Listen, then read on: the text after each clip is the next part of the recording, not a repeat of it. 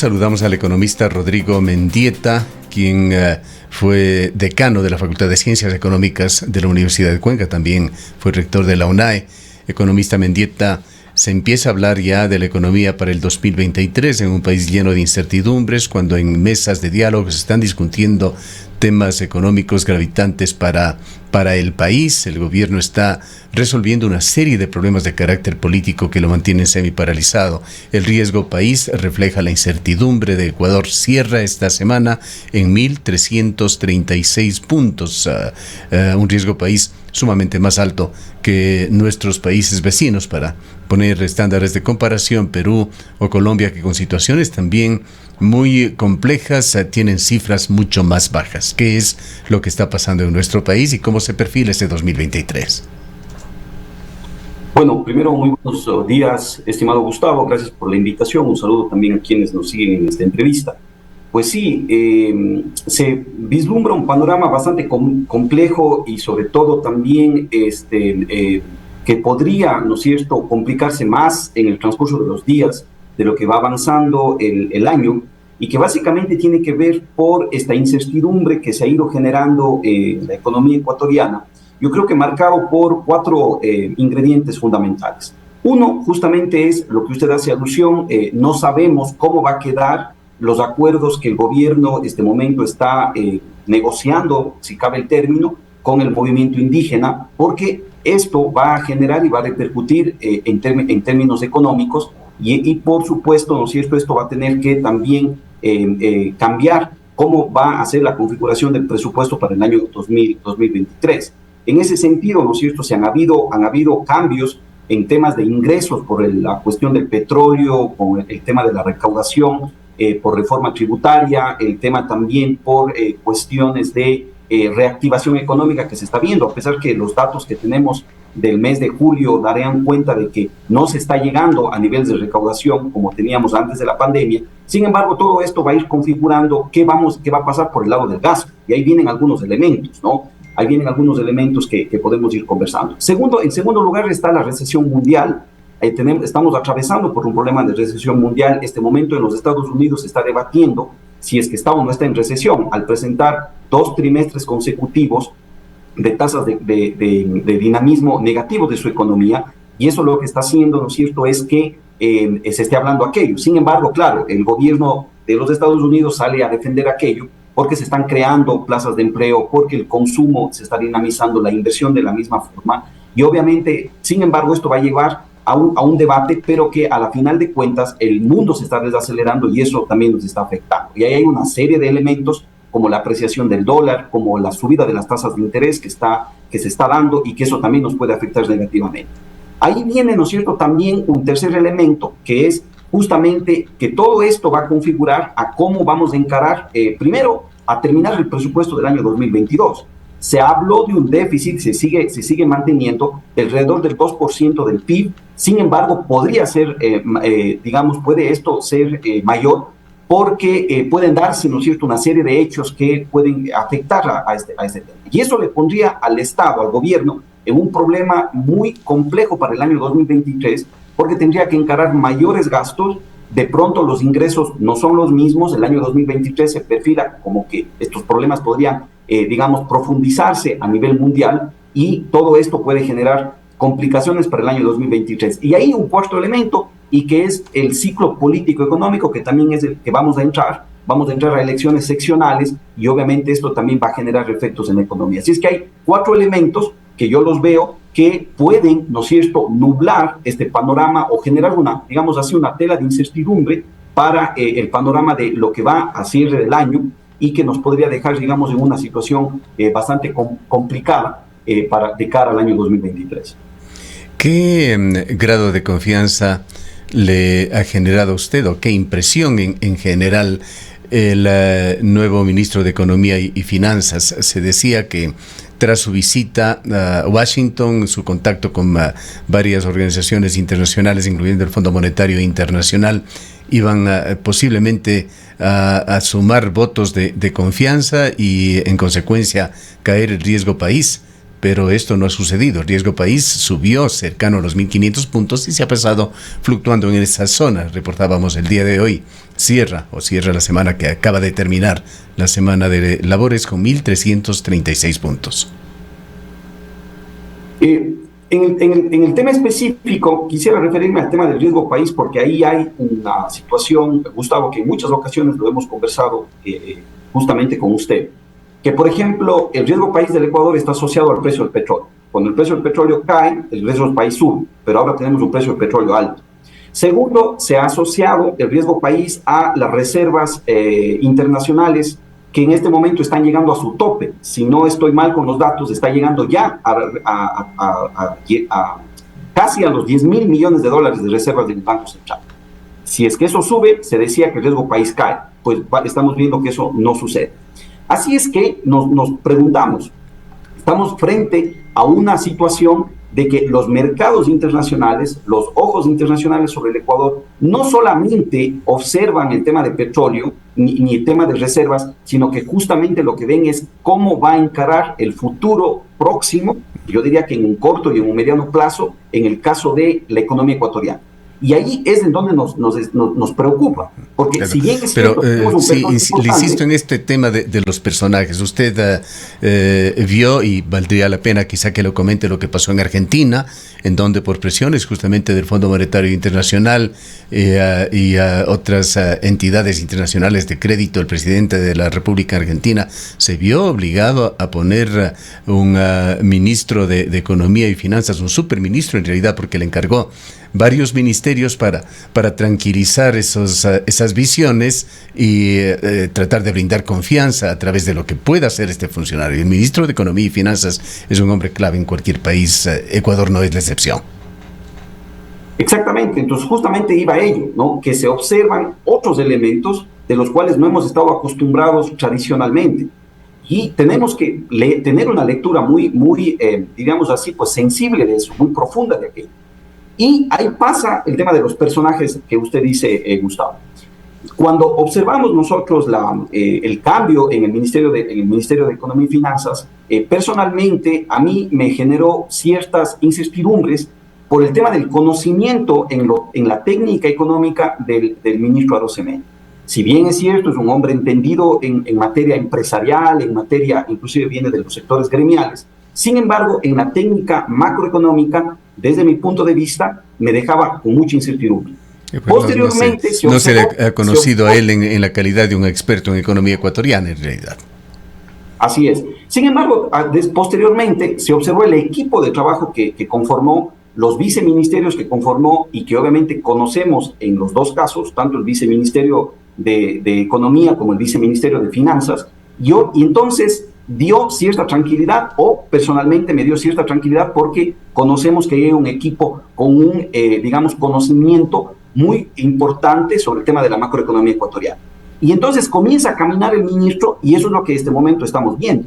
Lo que considero es que ahora, de aquí en adelante, va a encarar estas situaciones complejas a las que me referí en la primera intervención, y vamos a ver cómo opera tanto él como su equipo económico, ¿no? ¿Qué es lo que podrá hacer el ministro con el tema de los subsidios?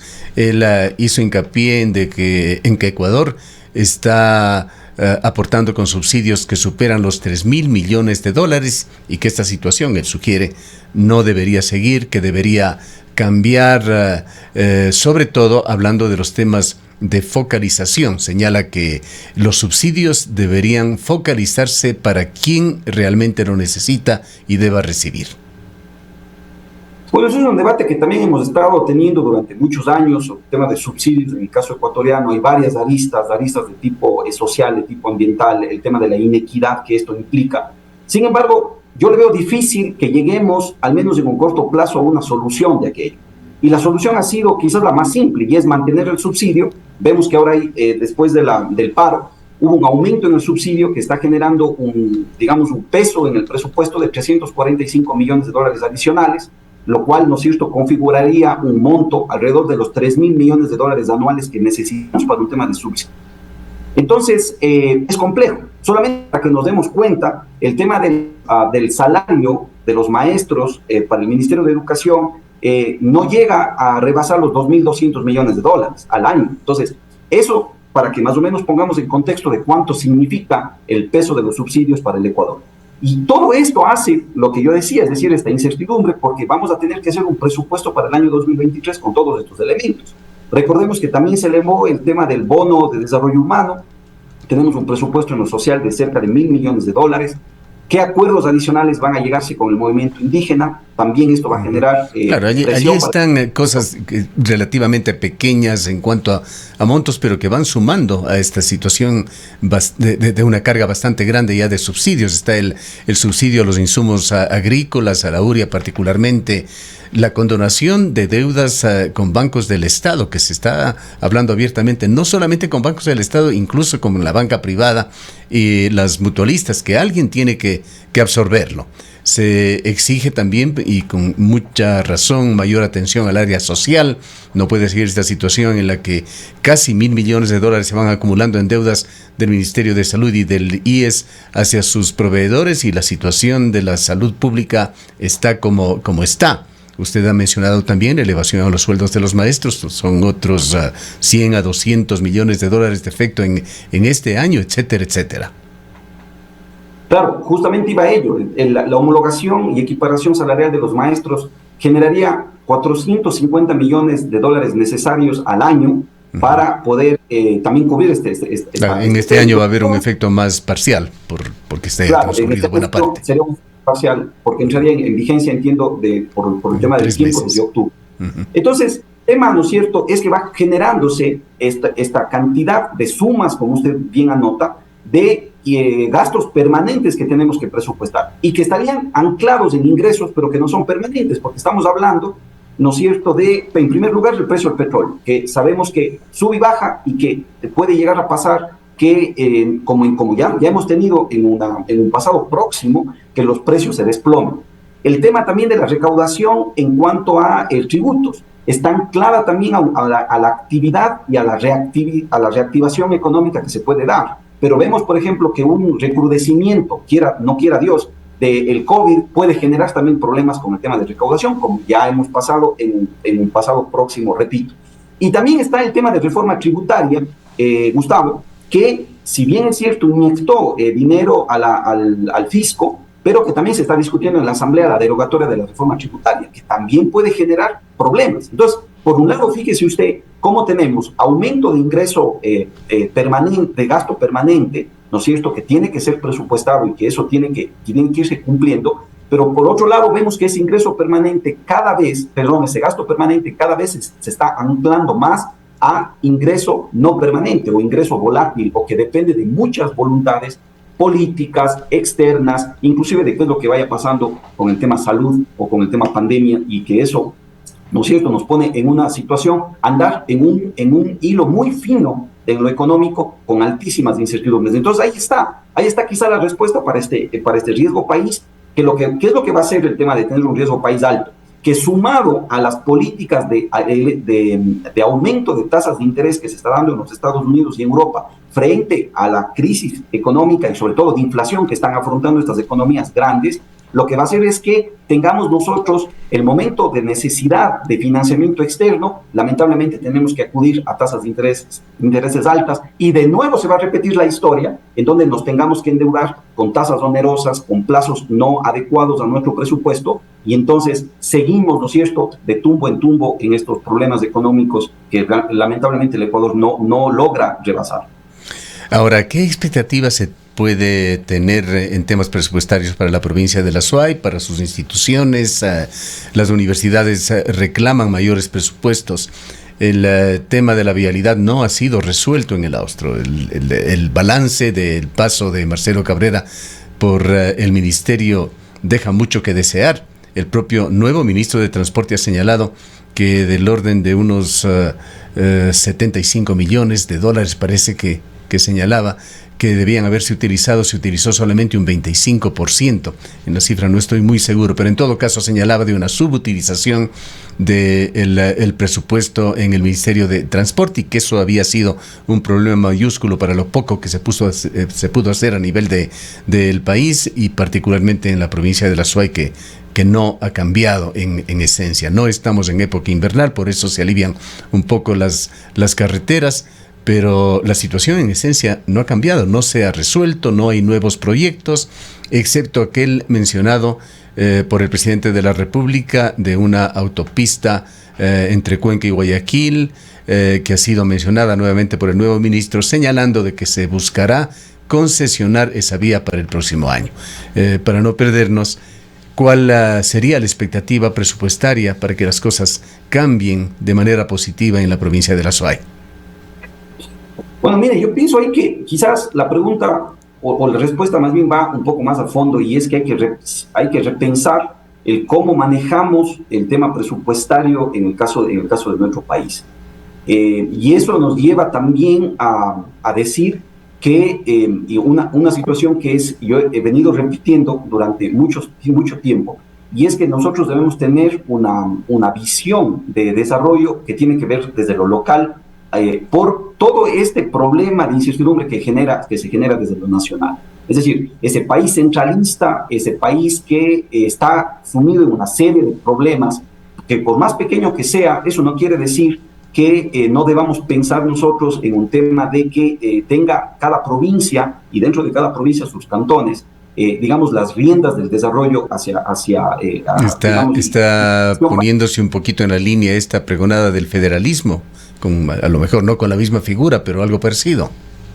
Yo creo que no con la misma figura, porque si es que uno digamos, ve el tema de federalismo en el mundo, se ha aplicado cuando son extensiones grandes, cuando son territorios grandes. Tenemos el caso de los Estados Unidos, el caso de México.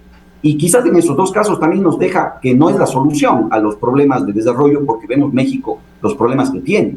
Pero yo sí pienso que debemos caminar hacia una suerte de entregarles a los territorios, en este caso yo creo que serían las provincias, que sean los artífices de su desarrollo, que sean quienes manejen los recursos que en las provincias se generan, obviamente sin dejar de ser solidarios, sin tener una fórmula, digamos, para que esa solidaridad no sea amenazada, pero que sí haya más compensación en función de lo que cada provincia y cada territorio es capaz de hacer. Y por otro lado también una transferencia, ¿no es cierto?, no solo de responsabilidades, como se han dado en los cambios de las leyes de descentralización inherentes que hemos tenido desde la década del 90 hasta acá, sino que también se transfieran capacidades. Y en ese sentido, entonces, yo creo que tenemos como coterráneos que irnos empoderando de los temas de desarrollo. Y ahí tenemos experiencias exitosas, pero también estrategias exitosas, estimado Gustavo, como son las iniciativas de desarrollo local. Hemos hablado muchas veces de este trípode entre la academia, el tema del sector público, tanto nacional como local, pero más sobre todo local, y obviamente también el sector privado. Ahí tendríamos que sumarle quizás un cuarto actor, que es la sociedad civil como tal, pero viendo cómo estaría representada, y empezar a pensar sobre temas de desarrollo. Tenemos casos en todas partes del mundo, inclusive en Latinoamérica, de que esa es una de las maneras para salir adelante. Vea, por ejemplo, usted estaba escuchando yo la entrevista anterior y terminaba diciendo que hay un tema de los PDOT, de los PUCs, que no se está debatiendo lo suficiente, que hay una serie de inconvenientes.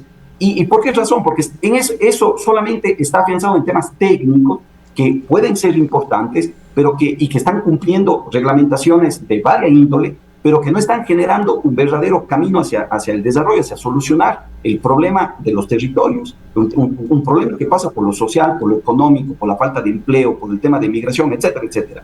Cosas y que no se están evaluando. Es necesario, por lo tanto, pensar en esas estrategias de mediano y largo plazo, pero que nazcan y que sean propias de cada uno de los territorios. ¿Cómo hacerlo? No creo que tenemos que llegar a un tema de federalismo tan extremo como que cada quien podamos ir operando, pero yo sí pienso que estamos llamados a repensar esta forma de cómo estamos repartiendo los recursos, cómo estamos haciendo que los recursos se queden en nuestro territorio y sobre todo cómo estamos pensando el desarrollo en cada uno de nuestros territorios con nuestras propias potencialidades. Con lo que usted nos está diciendo, economista Mendieta, no teníamos planificado tratarlo, pues es un tema que estamos recién investigándolo, pero viene muy al caso. Fíjese usted, esta convocatoria, posiblemente la vio, se publicó el día de ayer en el diario local El Mercurio, una convocatoria que lo hace la empresa pública de la Universidad Técnica de Ambato a contratistas para asfaltar una vía, el Carmen Pan de Azúcar, en la parroquia Sinincay del Cantón Cuenca. ¿Cómo entendemos esta situación? Estos, suponemos, son dineros que deben haber fluido a través del gobierno provincial de la SUAY, que a su vez encargó a la Junta Parroquial de Sinincay. ¿Cómo es que termina esto en la empresa pública de la Universidad de Ambato, cuando aquí en Cuenca hay asfaltar, hay la empresa pública de la Universidad de Cuenca, hablando justamente del manejo de recursos, de que estos recursos deberían promover el desarrollo local? ¿Cómo entendemos una situación como esta? Bueno, ahí seguramente estás respondiendo a un tema de un marco legal abierto que nosotros tenemos en este momento, con el tema del CERCOV y todo lo que tiene que ver con el aparataje de compras públicas, digamos así, que se hacen.